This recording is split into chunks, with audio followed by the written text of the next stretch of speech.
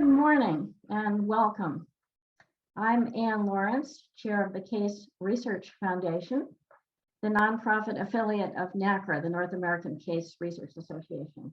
I'm very pleased to welcome you today to a webinar jointly sponsored by the Case Research Foundation and Ivey Publishing. Our topic today is gaining access. We will explore with our expert panel how we as case authors can identify an organization and issue, negotiate access, and collaborate with an organization to write and publish a case. I'm very pleased to say that more than 300 people are registered for this event from all over the globe. We're very happy to have you with us. I'd like to acknowledge Michael Goldman, past president of the North American Case Research Association, who helped organize this event and will be managing the chat function for us. I'd also like to acknowledge Candace McGinnis and Callum Hewson from Ivey Publishing. Thank you for your support and sponsorship of the foundation and its fellowship program. Before we get into the substance, I would like to make a brief pitch for the Paul R. Lawrence Fellowship Program run by the foundation. These fellowships provide support for doctoral students and early career faculty members to attend the annual meeting of the North American Case Research Association, where they receive mentorship and special training in case research, writing, and teaching. The applications for this year's fellowships are open until April 4th, so you still have a few days to get your application in, and we would welcome your application if you're interested and eligible. I would now like to introduce our three panelists. Is Allison here now with us? Yes, Anne, she's with you. Yes, hi Allison, I see you now. You're on my screen. Allison Conrad is professor of organizational behavior at the Ivey Business School, where she holds the Horace Entertainment Chair in Women in Management. Welcome, Allison. Meredith Woodwork is an assistant professor of organizational behavior and human resources management at Wilfrid Laurier University, and I might add, a former recipient of the Paul R. Lawrence Fellowship. And David Wood is lecturer in operations management at the Ivey Business School and recently became executive director of Ivey Publishing. Congratulations on your new position, David. Each speaker will have 10 minutes. We will then ask for responses from the other two panelists. During this time, the chat function will be open. If you have a question or comment, please enter it in the chat. Michael will be monitoring the chat for us and will share your questions as time allows. We will have 1 hour together for this webinar. So now I would like to invite Allison to speak to our first question. As a case writer, Allison, how do you go about identifying an organization, an issue, or a protagonist to write about? Thanks so much, Anne. And I'm just honored and delighted to be here this morning. I'm going to share some slides and use the share screen function here. So where to get cases and where do you get ideas for cases and how do I get a source for case? I have published, I think it's 32 or 33 cases at this point, and I have a couple more in process and they just keep coming. And how does that happen? There's a couple of foundations that create this flow for me. So one of the pieces is I know what I want to write about. My topics are clear in my mind. I want to find things about equality, diversity, and inclusion, and that's always top of mind for me because that is my core research area. And so if anything comes up in that area, I will dig into it and see if I can't sort something through. But also, as a larger component of my work, building positive organizational cultures is very is very a great foundation for EDI work. And so that is a piece I'm always interested in. And that's a very complicated topic. What is an organizational culture? Ann and I were at Stanford together, and we heard some seminars about this at the time. It was a very exciting theoretical developments in the field, and we learned organizational culture is everything. Oh, good. So to write a case about culture, you need to know everything. So that's, very demanding for the case writer. You need a lot of sources of data before I feel good about an organizational culture case. And then right now, my teaching team has been searching for a case on performance management performance, and we can't find one that we're happy with. So that's always on my mind right now. So as I walk through the world, I'm looking for examples. These are the kinds of cases I have written. Many cases, I find those are fun to teach sometimes, especially near the end, back half of the semester when the students aren't quite as prepared for class maybe. They can read the quick mini case and we can still have a great class. And so, I've done a few sets of mini cases and because I enjoy teaching them. And so, for example, the Breaking the Silence series is one that we're super proud of at Ivey. And it's my two collaborators who have most of the energy behind that one. Then there are cases from people's personal direct experience. Sometimes someone walks in my office with a great story, a very fulsome, rich story, and that becomes a case. Then there's opportunities to interview super interesting people. Fauzia Kihar is one of those. She's just fascinating, and I was very fortunate to get connected to her. And then the multi-source cases. These are the ones that I guess I enjoy writing them the most. I enjoy teaching them the most. And these are the ones I'm talking about are really trying to know everything, the organizational culture, because, in the field of leadership and organizational behavior, which is most of my teaching, I like students to get a sense of what are the situational factors and social dynamics that are affecting the decision maker in the case, and to get a really rich conversation going about culture. So, so how did I get all of these sources? So for EDI stuff, it's all about accessing data.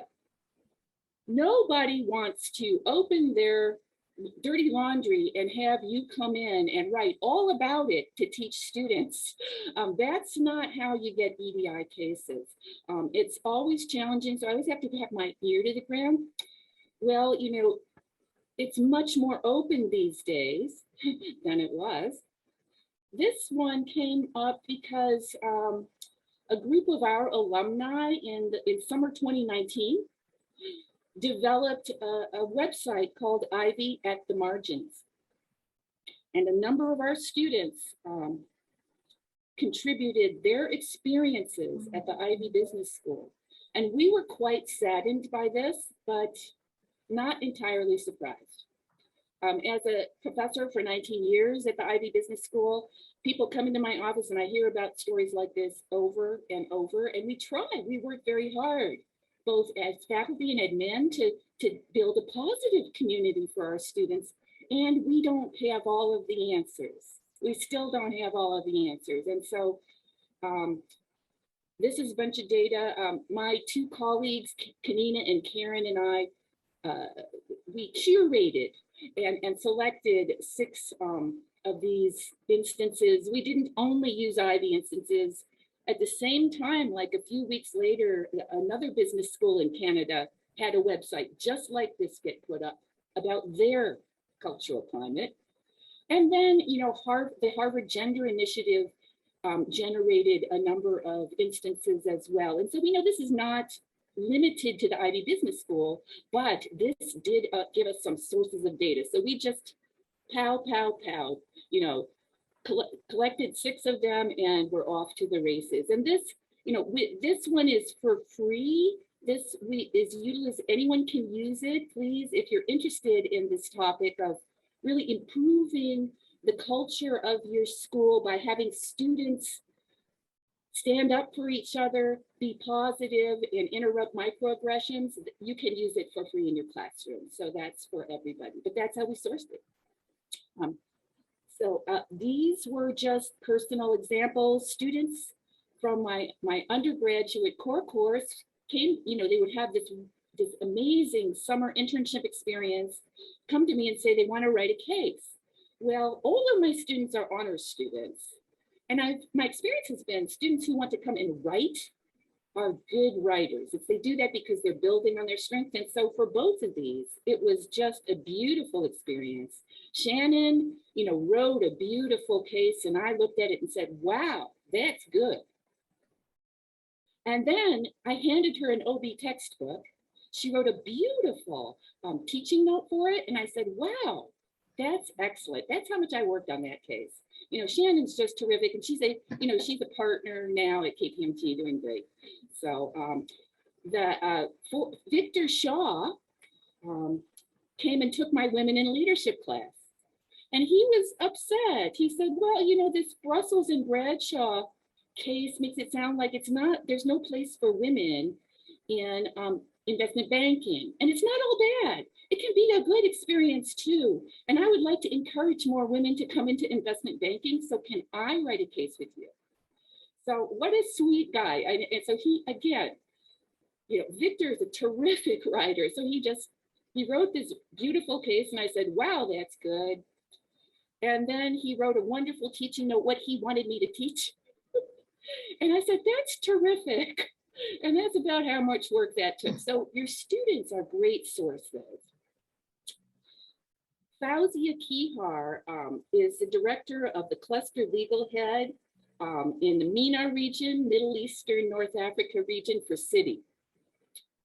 And she was brought up in Pakistan in a conservative family. So she wanted her, I got her story because I met her in Pakistan. I went to Pakistan to the Sakur Institute of Business Administration and gave an Ivey case writing and a case teaching workshop. And that was a tremendous experience. I still feel like I'm part of the family there at Sakur IBA. They invite me to participate in things once in a while. And Adnan Kihar is one of their main benefactors, and I got to eat dinner with him every night while I was doing the conference. And so he introduced me to his amazing niece Fauzia, and she was very proud of her, of what she had accomplished from a very conservative culture. And she said she wanted her title to be Redefining the Norms of These Conservative Cultures. And it's a very inspirational case for young women everywhere. And just tell me when I start talking too much here. Yes, Allison, you have about 30 seconds left. So. All right. So Mabel's Labels, I cold called them after a newspaper article in a local paper and got a great case that was sort of a full culture case about how they're using the results only work environment. This one, I invite alumni to come visit my class. Your alumni want to come to class, by the way. They love to revisit their youth. And then one of the executives wanted me to write this wonderful case to show what they were doing with the women in leadership in CIBC. And this one became a full culture case. And this one was, again, volunteering with the Women in Management Club. They invited Juanita Dixon to speak. I heard her talking. I said, I need to write this down. And then the last one, oh yeah, this was also Juanita. That was a restaurant group. They were doing great. They were really going to grow. The pandemic hit, and I was going to throw the case in the trash. I mean, what's the point? And then they said, let's keep going. And so we're doing an ongoing series of how they're dealing with the COVID crisis. So it's serendipitous. As long as you have your mind open, the world is just absolutely full of people who are fascinating, and they want you to write their stories. So thanks, Anne, and I'm going to stop now. Isn't that true? The world is full of fascinating people. Allison, it seems that you talked to us about getting ideas for cases from your students from executives that you were involved in training, faculty that you were involved in training. I want to turn to Meredith and David and ask if either of you have anything to add about those or possibly other sources of ideas for cases that you might like to write. I'm just going to echo Allison's experience. I've been much more opportunistic in the way I get ideas for cases, in that I will talk to anybody about all kinds of different topics. I'm not as focused yet at the kind of cases that I write, but so, and one of the reasons I do that is because I love writing with co-authors who happen to be in other disciplines.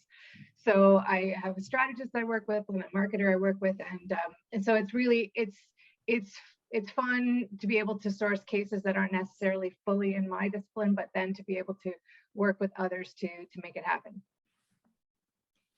David, anything to add? You know, I'll just echo, I think Allison's point is really case ideas can come from anywhere, leads can come from anywhere. Encourage people to think about both, you know, opportunistic examples, as Meredith mentioned, but also, you know, going out and Allison mentioned cold calling. I think when we teach a workshop on writing cases, I think the faculty are surprised at how many times a phone call will get returned, because I think there's genuinely a sense from the business community that people want to give back to the next generation. They want to give back to education. I think you'll find that response from people in the business community is probably greater than you'd first imagine. So encourage you to look anywhere at where these can come from. Some of my best cases, like Allison, have come from students who've done field projects. All of our students have to do a field project in their final year. And some of those have turned out to be the best cases. So you really do have, I think, a broad number of choices to choose from in terms of your case ideas. We have a fascinating comment here in the chat from Janice Eliason. Janice says, my case for process flow came from, well, my son was at his orthodontist appointment. Dr. K commented that I had different questions than any of his other patients. So I think that really underscores how much serendipity can be involved when a case comes to you. I have just a couple stories to tell. My hobby is sewing. I was at a sewing class one day. I was sitting next to a woman and we were chatting, and she said, "What do you do?" I said, "I'm a professor of business ethics." And she sort of rolled her eyes and said, "Oh my God, my husband would certainly have some stories for you." And I got out my business card and handed it to her and said, "Have him call me." That was one of my best cases. I was at a dinner party one time. A fellow was sitting there at the table who was a CFO, and he said he had just left a job after 2 months. And I said, "Well, that's not very long to stay in a job. Why did you leave?" He said, "Well, I uncovered a massive accounting fraud." And I said, "Can we have coffee?" So it's partly just things happen in your life, stories come to you, and you have to have your ear open and listen for them and be prepared to respond quickly and see if you have an opportunity there for a case. Yeah, and Ram also mentioned in the chat, you know, court filings, which is interesting. We don't often think of that, but I was writing a case about a company, and we got about probably 3/4 of the way through the case, and the company went bankrupt, and there was no one left to sign off on it. And we thought when that door closed, the case was over, kind of like Allison's story. When they went bankrupt, all of a sudden, all the documents we had access to became the public domain through the bankruptcy filings. And so court filings can be an interesting source as well. And we had a question from Tiffany Bailey in the room as well. Yes, thank you very much. I recently tried cold calling a company, and I'm trying to figure out the fine line between being engaged with them, but then also being too persistent and maybe annoying. So I felt that they were kind of turned off because they thought I wanted a lot of financial information. And I said, no, like we really just want to get to understand the process. And, you know, we'll just be happy to have a conversation just to make sure that we have a realistic perspective of an operation. And then they kind of just ghosted me. What should I do? What's the right way to approach a company that, you know, I feel like there's an opportunity for a case, but I don't know how to kind of get them on board with wanting to write with us? Yeah, it's a good question, Tiffany. I guess maybe I'll chime in here. I've written a couple of cases from cold calling. You don't always have success, but the one thing I've learned is I never start with, I'd like to write a case about your company. They typically don't reply to those voicemails, but instead say, you know, I've read a bit about your company, found it intriguing, obviously trying to compliment them on a success story they've had. One of them actually I wrote was on Dragon's Den. And so complimenting them on the success they had in Dragon's Den and getting funded. And we just love to learn more about your company, and offered to, you know, I think it was buy them a coffee. We went for coffee at Tim Hortons, and for all those in Canada, you'll know that brand well. And before the conversation was over, I had pretty much the opening paragraph framed for the case. And then it was, well, have you ever thought about writing a case? And so if you start with, let's talk about writing a case, they often get a bit nervous because they don't understand the process. And so until they know you and trust trust what you're all about, then educate them on the case method and what it's about, then eventually the ask can come at that point. And we had a question as well in the chat for Alison from Rishad. A question here about getting encouragement from publishers to innovate the cases and the teaching notes, but sometimes reviewers put a spanner in those works. They make it hard. Reviewers kind of, you know, lead us back to the average. Alison, what's your experience in working with reviewers and working with publishers to put out cases and teaching notes that are more innovative? Well, I thank you for the question. I think the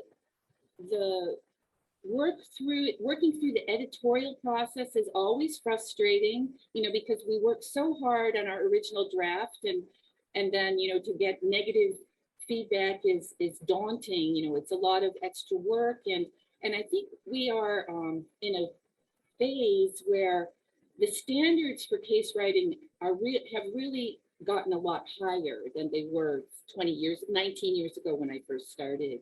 So I think we have to be prepared for that. I think part of it is a good thing that the reviewers are ensuring that the cases are not just sort of exciting business stories, but also that they have a clear connection to evidence-based work and theory in the field. And so that's what the reviewers are trying to get us to make sure that we make that connection very strongly. Now, yes, you know, having particularly innovative things, you know, not come through, I think it's always hard for an author to move a publisher forward to start a very different kind of format than they're used to. But like I said, our authorship, you know, we suggested to Ivey Publishing that our Breaking the Silence should be free, because we really wanted it to be utilized, and it could be easily used by people who even aren't that good at case teaching, because it's just mini cases. And so we gave our rationale, you know, that this would be beneficial to Ivey Publishing. People would get used to using Ivey Publishing materials, and also it would fulfill Ivey Publishing's values of really contributing to EDI. And so that was convincing.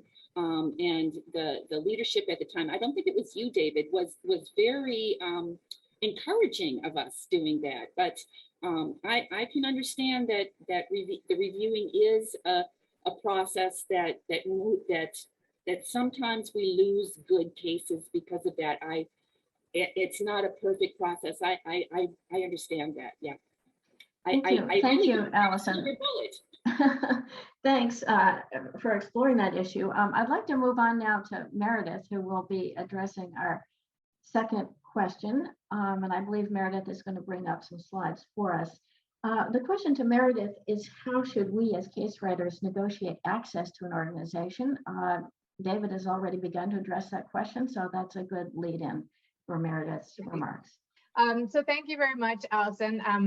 I appreciate it. Alison is one of the reasons why I fell in love with case writing in the first place. She's the author of some of my favorite cases to teach. So it's just really delightful to talk about case writing with her. And she really represents to me what I think, in terms of the question of gaining access to organizations, the ideal scenario, no pun intended, the best case scenario here, is that people, these fascinating people who have great stories, come to you and want to tell them to you. That's sort of where you want to get to in your case writing career, is that people know you as a case writer. You're trusted as somebody who will take on the stories and tell them well, and tell them in an interesting way, and be faithful to people's representations. So I think that's the ideal we all want to strive to, is that fascinating stories come to you and they walk in your door and they call you up and they say, I want to write a case with you. So that's the goal I think we all want to get to at some point. It just makes, because gaining access can be a big barrier to writing cases, and it can be very frustrating. So if you have a chance to overcome that, fantastic. So how do you go about doing that? Well, you get there over time. And one of the ways to do it is to just tell the world that you are a case writer. This is what you do. This is part of your work. You love writing cases, and you're always looking for ideas. So don't be shy about it. Just tell the world. And I find that sharing my cases is a really good way to help people understand what I mean when I say I'm a case writer, because there's a variety of different, some people have experience with case teaching and case writing, others don't. So they don't really necessarily understand what you mean when you say you want to write a case about their firm, or you want to talk to them about a potential case. So I find that sharing cases as examples so that firms understand what it is I'm talking about if I'm approaching them is a really great way to sort of open doors.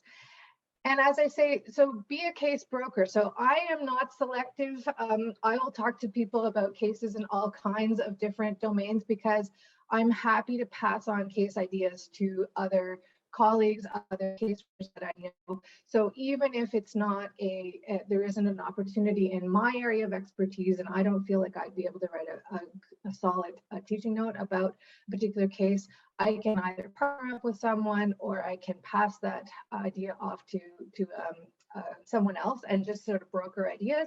And then they do the same for me. And I find that's really, really helpful. So it's nice to have co-authors, or keep in touch with people who are writing cases in other disciplines than you, because you never know what kind of opportunities are going to come your way.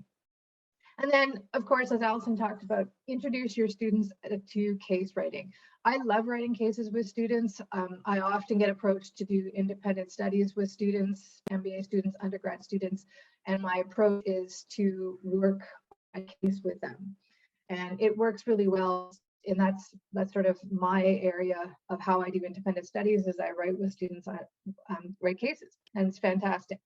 And as Allison suggested, they can be published. So sometimes students do fantastic work and they can be published. So that's the best case scenario, is you sort of build this reputation and people start wanting to tell you their stories because they know you as a case writer and they respect you as a case writer, and they come knocking on your door. It's fantastic. In the meantime, however, what do you do?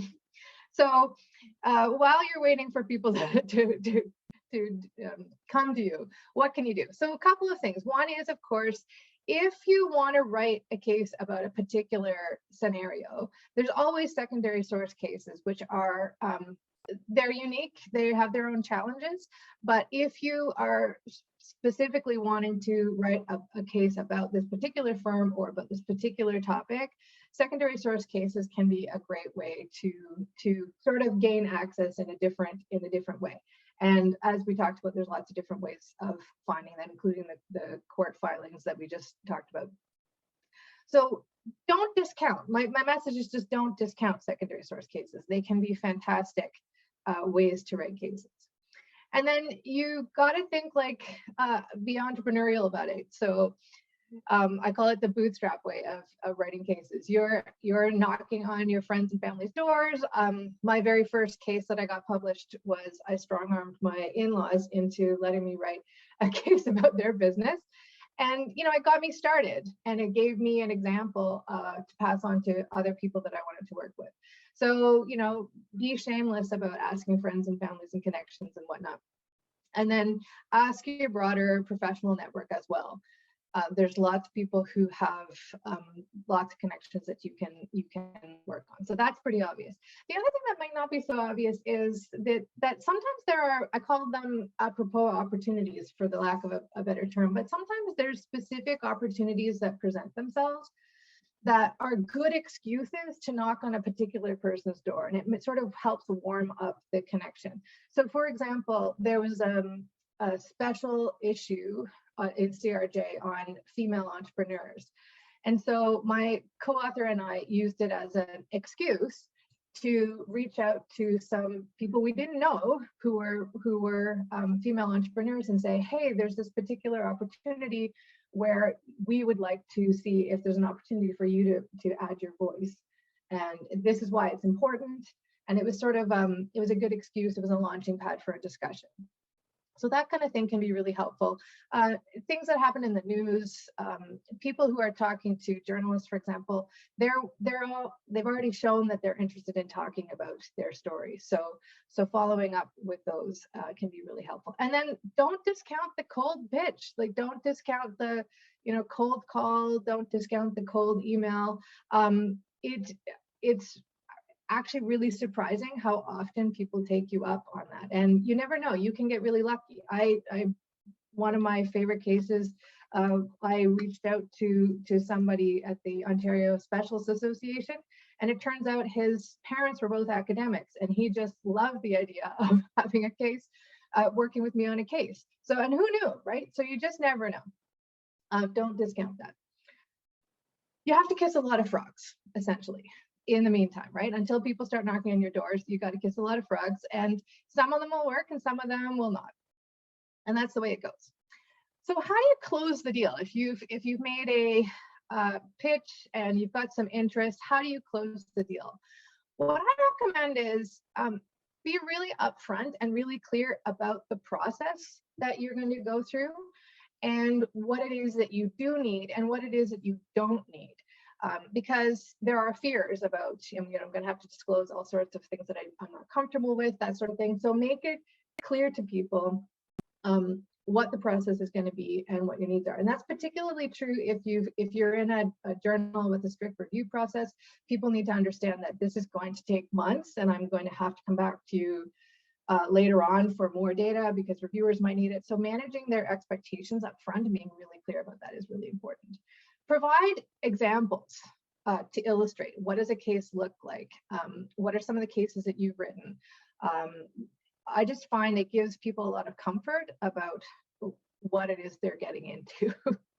And then always explain and make sure that your sign-off person knows that at the end of the day, they will have final sign-off. So that's not always obvious to people. So make sure that people know that at the end of the day, the publisher will ask you to sign off on the case. So there's nothing that's going to be in the case that they're not comfortable publishing, and other information that you get, that you will maintain that confidentiality and not put into the case if they're not comfortable with that. The other thing that you can do is, if people start getting antsy about the process, is you can discuss the benefits to organizations, but also to students. So I find it's often very persuasive for organizations to say, we're training a group of students who are going to, they're going to be running these organizations. They need to know what kind of situations they may encounter, and they need to be prepared for these discussions. So talking about the benefits to the organization, but also to students is really helpful. And then if you really find people are antsy, you can have discussions about disguises. So you need to find out from your potential publishers what kind of disguises are and are not acceptable to them. And you can have potential conversations about or disguising the organization or disguising individuals or data, all that kind of stuff. So I find those things are strategies to help you work through any hesitation that you may be facing. So a couple of just key points just to remember before I let you guys come in with your questions. So yes, Allison's absolutely right. There's lots of people who want to tell really fascinating stories, and they're important to get out there. So that's great. A no now can be a yes later. I've had this happen. I've approached firms and they've said no, and then they've come back and said, you know what, we've thought about this and maybe, and then it's become a yes. So don't give up too soon. That said, you do need commitment. So easy access might feel great, but at the end of the day, you do need to assure that you've got commitment, because if you can't get the sign off at the time that it goes to publishing, then you're really hooped. So it's better to take the time to build the commitment than to say, yay, easy access, let's just plow through and get that done. So make sure that people you're working with understand the commitment that they're making. And yeah, make sure that there's the fit before you overestimate. And the last thing I'm just going to say is that in terms of gaining access, you never know until you ask. You just never know until you ask. And there's not a lot of harm in asking. So I really encourage people to reach out and ask. And then if it doesn't work out, ask somebody else. Thank you so much, Meredith. Your comments are very helpful. I agree with you that one of the most persuasive arguments is to talk to a potential informant about both the benefits to their organization and also the benefits to students. And people are often persuaded by the argument that their experience can be beneficial to the next generation of managers. Yes. I'd like to ask the other two panelists if you have anything to add to Meredith's comments at this point. And after that, we'll go to questions in the chat. I just to underscore something that Meredith said, I share copies of the Ivey publishing, the consent form, and so that the person can see, look, you really do have the final sign off. This will be the form that without that, I won't even submit it to the publisher. So, and then also I have an NDA from Ivey Publishing that promises I won't share anything that unless they approve it, but that they also say that they won't withhold approval, unless there's a good reason. So it's a nice sort of setting of expectations, and those documents seem to be very comforting to people. That might be something that we could share later with our audience as examples of non-disclosure agreements that might work in that situation. David, did you have anything you'd like to add? Just quickly, I think it's important to think about, as Meredith mentioned, what's in it for the organization. And that can come in many different forms. There's obviously this notion of giving back. I think people like doing that, but there's also, publicity is important to these firms if they are thinking about recruitment. This is a way of getting their brand out in front of potential students who they might want to hire. These students could, in fact, someday be their clients. So if you're in the professional services business, these could be potential clients. Just getting that brand out in front of them is important too. Don't underestimate the ego of some of the people you're talking to. Having a case written about them tends to feed their ego. We all are sort of egocentric people, and so helping to promote them is also a great idea. And then getting them engaged with the classroom discussion as well. As I think Meredith mentioned, one case can lead to another case, but can lead to a guest speaker, can lead to an opportunity to maybe do a field trip. This is maybe the beginning of a longer term relationship, and something I think that companies really appreciate over the long term. Michael, do we have questions here in the chat that we could bring forward? Yes, and a number of themes coming through. I guess to build on the current questions, VJ had a question in the chat about a challenge he's facing securing company data that enriches the case when organizations are sometimes reluctant given competitor threats and competitor reactions. So perhaps some thoughts from the panel on how they've managed such delicate situations of concerns around competitor information. I like doing a lot of interviews for a case. Again, that culture thing, I want to get the top management team, middle management, and employees. So I talk to a lot of people, and every time I hear something about, well, when I fill out this form, I ask if I can have a copy of it. Or, we looked at our numbers, I asked that for a copy of it. And then, so I'm constantly asking for data. So they're sort of used to that. And then sometimes there's just something I can't have. But mostly, I can have everything I want. So I think it's partly, don't be too shy to ask. Ask for the data right away, and then maybe if a whole piece of data can't be shared, maybe just a minor piece is all I wanted anyway, and so those discussions can be had. Umesh had a question he wanted to unmute himself for, but before we get to that, Astrid had a question about ethics approval, and how does the timing of ethics approval work, and what is the panel's experience getting institutional review board kind of ethics approval before casework? That's an interesting question. I think that is a question that I think is really institution specific.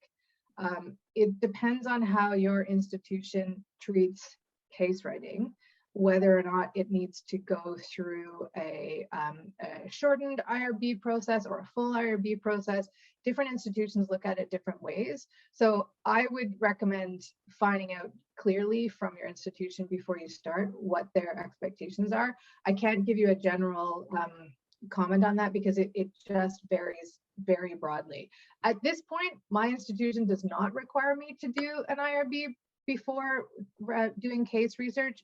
However, that may change. I don't know. I think it's a gray area that's going to become potentially more of a concern in the future. So it's a good thing to put on everyone's radar. Thank you. Good question. And then Anne, Umesh wanted the microphone to ask a question. Yeah, hi.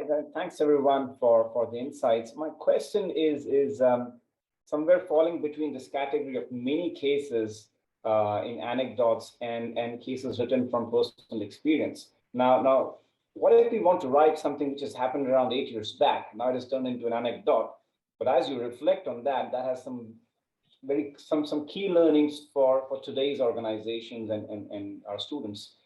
How do you go with this case writing process, and how do you position this case as?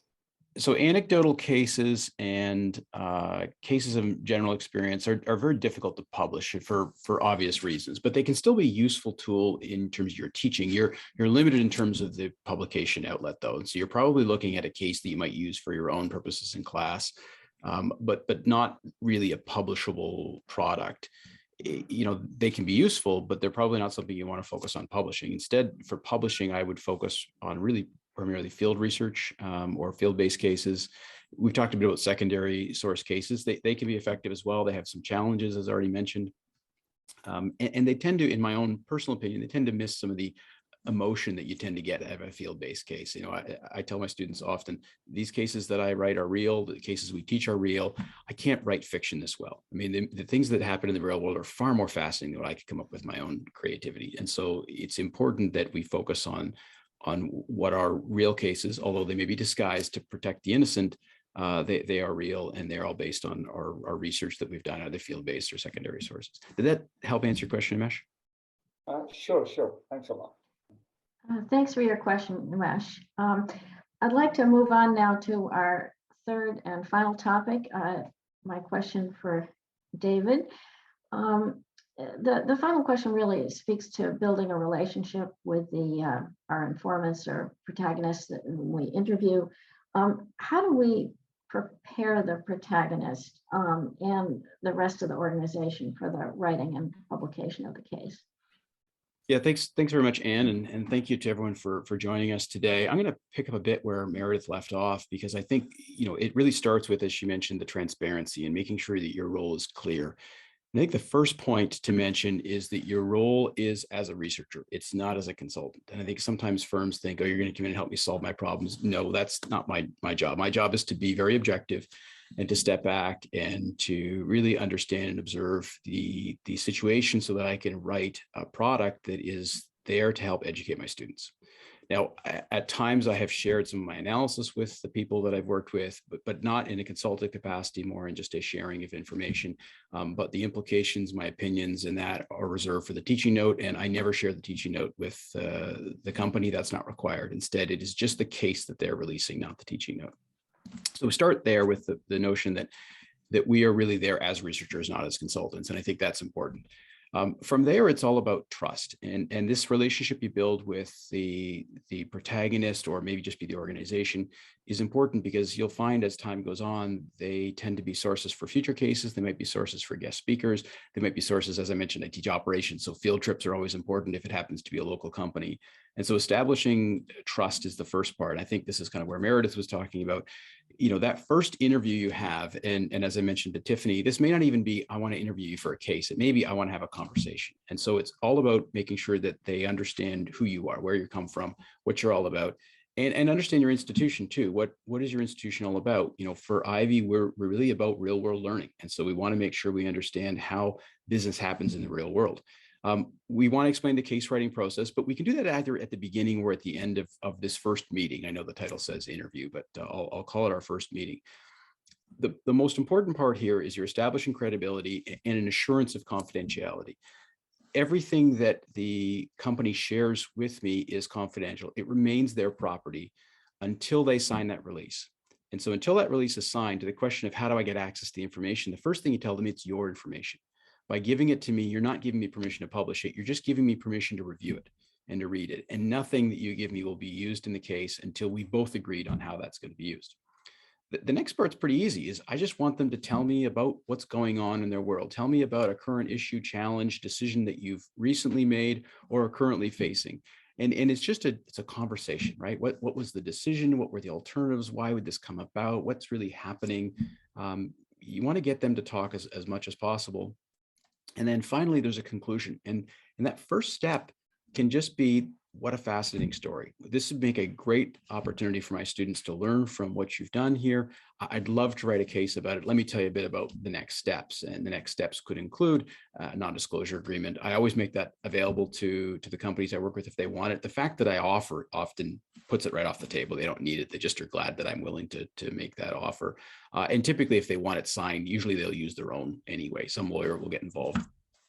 But that next step in that conclusion is really focusing on, okay, where do we go from here? What do we need to do? And so I make some notes. This is just a quick copy from the book that my colleagues and I wrote on writing cases, but it kind of follows that same format of the questions you've asked. And you'll note it says potential case. And at this point, we don't know we have a case, but we have a potential case. And we sort of fill in those blanks. For those that are familiar with the workshops we run on writing cases, you'll also notice that this is pretty much the opening paragraph you're writing in that first meeting. From there, we want to develop the case plan. And so what I want to do after I've met with the organization for the first time, or my case lead for the first time, is I want to get back to them typically within about 48 hours or less. I would like to draft an opening paragraph. And again, everything I need to know is usually happened in that first conversation. I'd like to be able to explain to them the learning objectives. So why am I doing this? What's the purpose of this? Because sometimes that will set their mind at ease, that I'm not here to write a scathing article for journalism. This is really about learning and what those learning objectives might be. I would structure how I want to design the case. Again, I don't have a lot of information, but I'd also put in the list of data requirements. So what information do I want for each section of that case? And again, this is, I remember this case vividly. I was writing about a private company and they were in the real estate business and they didn't want to disclose financial statements to me. And so I said, well, what I really need to know is cash flow and financing a barrier? And they said, no. I said, well, okay, can you tell me why? And they explained that to me. I said, great, that's all I really needed. I didn't need your financial statements. I needed to tell the students that financing was not a problem. So let's move on. So sometimes just identifying what information you need and why you need it is helpful. And then the schedule itself. Now, it's also really important at this point to talk about a disguise, because if there's concern about publishing the case, some of the most interesting cases I've written are about things that go poorly. One of them was a food manufacturer that had contamination in their product. Obviously, that's not something that they would want to advertise or publicize through a case. And so we disguise that, but we agree on that disguise right up front. Because disguises can be tricky. If it's simply just changing the name of the company or the name of the protagonist, that's not too bad. If you need to start changing the location, that can get more challenging because it affects a lot of the background on the industry and what's going on. If you want to change some of the numbers, that's usually not that difficult as long as you're consistent. So it has to be consistent, either adding or deleting by some percentage. Make sure that's applied consistently from the revenue to the size of the facility, to the number of employees they may have, to the number of customers or distribution centers, et cetera. And then it gets really tricky when you start changing industries and start changing products. And so that's what I want to avoid. So let's agree on that up front. And then we have a schedule. I usually use this tool to outline what data I want, but it's also important for me to identify what data I already have, because there's no point in me asking them for financial statements if they're a publicly traded company. That just saves me and them a lot of work, a lot of trouble. And then finally, what's the schedule look like? And this schedule is really important because it sets an expectation for not only how quickly am I going to be able to respond to you, the company with a draft of this, getting a release signed, etc., but also how quickly will you be able to respond to me, and what are the expectations for you to get back to me with the data itself, etc. All of this you'll see kind of third line down, fourth line down leads to provisional release. What I need to know from the company is, are they willing to proceed based on this schedule, based on sort of what we've discussed? Are they willing to proceed? Now, this is not a legal document. It's not signed. It's usually a phone call or an email. And they say, yes, I'm willing to proceed. And that's great. That's enough. If they're not, or if they need to say, I need to check with somebody, I need to check with legal. That's always the one that makes me nervous when they say I need to check with legal. Pause, maybe ask yourself if there's another alternative. But if they need to check with somebody, that's great. Let's get it figured out now, because I don't want to spend the next 4 to 6 weeks writing this case only to find out it can't be released. If you put the effort up front and are clear and transparent on what you want to achieve, how you're going to achieve this, how that information is going to be protected, and what the role of a case writer is, you're going to find that the process goes more smoothly. You build a relationship and a reputation with them as someone who is authentic and genuine. And that will lead to referrals. People who say, I've got another idea I want to write about, or I ran into a friend who's in the same industry, the same problem, interesting case. As I said, guest speakers, people that you could use potentially for, you talked about innovative products. Could we include an interview of the protagonist in the case? Could we include an interview on what actually happened to include with the teaching note, perhaps? Lots of things that you can do if you set the relationship up to succeed from the beginning. What very helpful comments, David, and you got in under your time too, so I have to thank you for that. I wish I'd had you instructing me in how to go about writing a case before I started. One thing I would add is just the importance of maintaining open lines of communication with your protagonist as you go through the process. This is a multi-month process typically, and you don't want long periods of time to go by with no contact. One thing I've often done to good effect is to send my protagonist either a transcript of the interview or probably the sections of the interview that I intend to use in the case, and ask that person to review the transcript and make any corrections. That's often an opportunity for them to not only try to say better what they intended to say, but also possibly to elaborate and to provide additional information. So that's just one technique of making sure that you keep that dialogue going with your protagonist. I'd like to turn to the other two panelists to ask if you have anything you'd like to add to David's remarks. I was just going to add that one technique I've found really effective is to start with once you've got, because you get the case in your head pretty quickly. Once you've got that introductory paragraph, as David said, you know as a case writer what paragraphs need to be filling in all the way in, and you probably have a good sense of where the case is going to end as well. So what I like to do is do an outline for the person that I'm working with, and along with the outline sort of says, this is what I'm envisioning the case looking like, and it's about 2 pages maybe, but it sort of tells the overall story of where I think this case is going to go. And then I also include along with it what it's like an information request. So because I need this to tell this story, this is the information that I'm going to need. And then so it fills in that part, and I also provide a little schedule along the side. So it sort of it serves 3 functions to have an outline. It gives people assurance about where you're going with this project. It acts as a data request and information request, and it also acts as a sort of schedule planning tool. So I find that really helpful. Allison, anything to add? So David and Meredith are far more organized in their approach than I am.